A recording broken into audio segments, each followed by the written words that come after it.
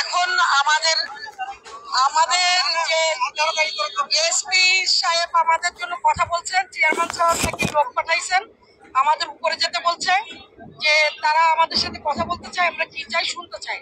তো আমরা যাচ্ছি এবং আমরা আবেদনপত্রের সাথে গণস্বাক্ষর দিয়ে, বিশেষ গণবিজ্ঞপ্তির জন্য যে গণস্বাক্ষর আমরা দিয়েছি সেগুলো নিয়ে তাদের কাছে যাব।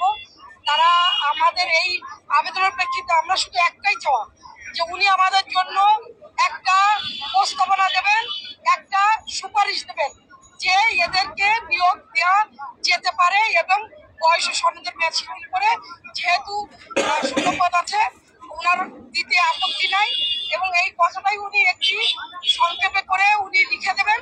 আমরা এটা পাইলেই আজকের আন্দোলন প্রত্যাহার করে দেবেন, কিন্তু আমরা জানি না উনি আমাদের কি দেবেন।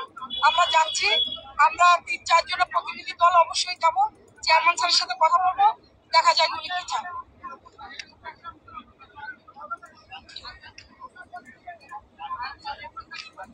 5 জনের প্রতিনিধি দল আমাদের সাথে যাবে, ওনারা আমাদের জন্য অপেক্ষা করছেন। আমরা দেখি এবারে কতদূর কি হয়, উনি আমাদের কথা কতটুকু শোনেন, কতটা দাবি রাখেন, সেটাই দেখান। আপনারা শুনলেন যে 5 জন প্রতিনিধি দল চেয়ারম্যান স্যারের সাথে কথা বলতে যাচ্ছে।